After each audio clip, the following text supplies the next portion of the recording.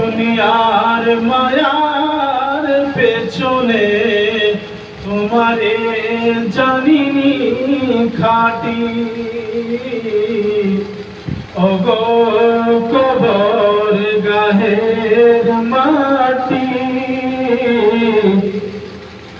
দুনিয়ার মায়ার পেছনে তোমারে জানিনি খাটি তুমি যেদিন ডাক দিবে হায় তোমার শীতল কোলে তুমি যেদিন ডাক দিবে হায় তোমার শীতল কোলে ঘুমাইয়া পড়িব আমি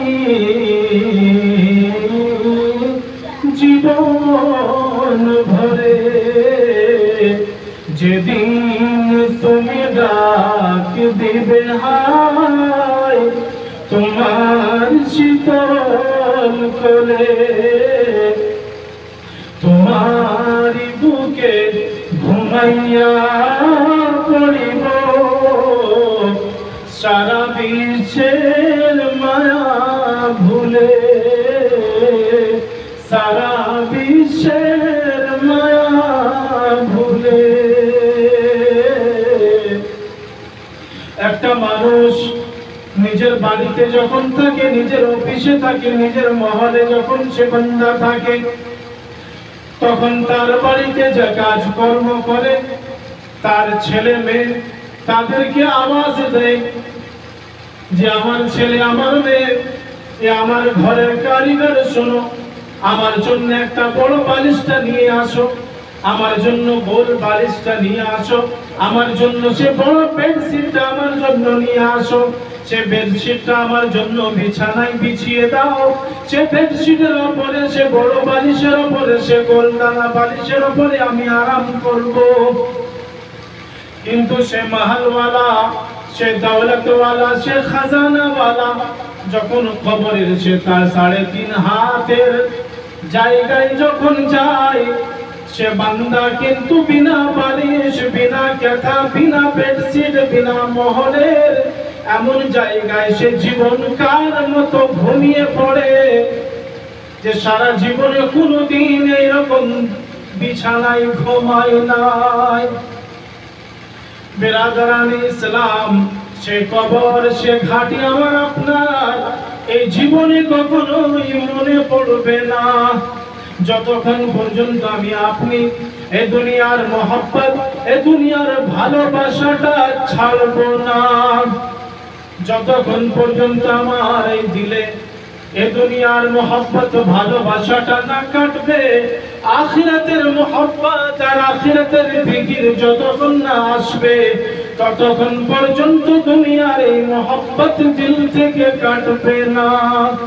তাই আল্লাহ রাব্বুল আলামিনের জাত কোরআনে কারীমের সূরা তাকাসুরে বলছেন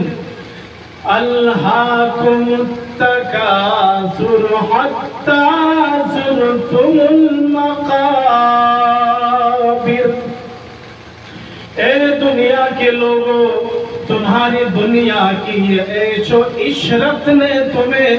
धोखे में डाल रखा है अल्लाह रब्बुल आलमीনের জাত বলছেন দুনিয়ার এই মায়া মোহব্বত আর এই দুনিয়ার সকাল সন্ধ্যার এই জীবন তোমাকে কি করে রেখেছে ধোঁকায় ফেলে রেখেছে এই দুনিয়াকে হাসিল করার জন্য এই দুনিয়াকে কামানোর জন্য তুমি দ্বীনকে পেছনে ফেলে রেখে দিয়েছো তোমার দ্বীনকে তুমি মালিয়া মেট করে দিয়েছো তোমার দ্বীনকে তুমি দ্বীন ভাবো নাই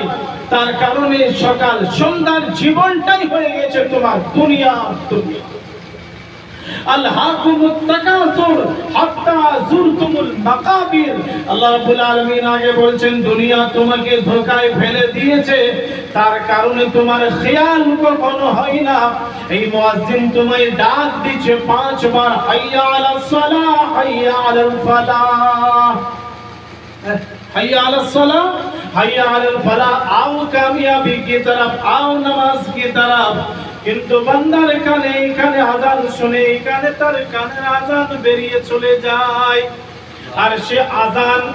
আমার আপনার বলে যে ফজরের সময় হয়ে গেছে, নামাজের সময় হয়ে কাজে বেরোতে হবে। কি বলে? হ্যাঁ, গায়ের কমরা তো বলে যে হ্যাঁ ফজরের আযান হয়ে গেল, এবার কাজে চলো। হ্যাঁ, মুসলমানও বলছে, ঈমানওয়ালাও বলছে, এই তো ফজর আযান হয়ে গেল, মোড়ল সাহেবের আযান শুনতে পেয়ে গেলাম, চলো বেরোবো এবার। হ্যাঁ, সে বান্দার মনে খেয়াল হয় না যে আযান হয়ে গেল, নামাজটা পড়ে নি তারপরে যাব না, কাজে চলো, টাইম হয়ে গেছে। হ্যাঁ, যারা একজন সবজিওয়ালা বলছে, বলে জানেন মৌজা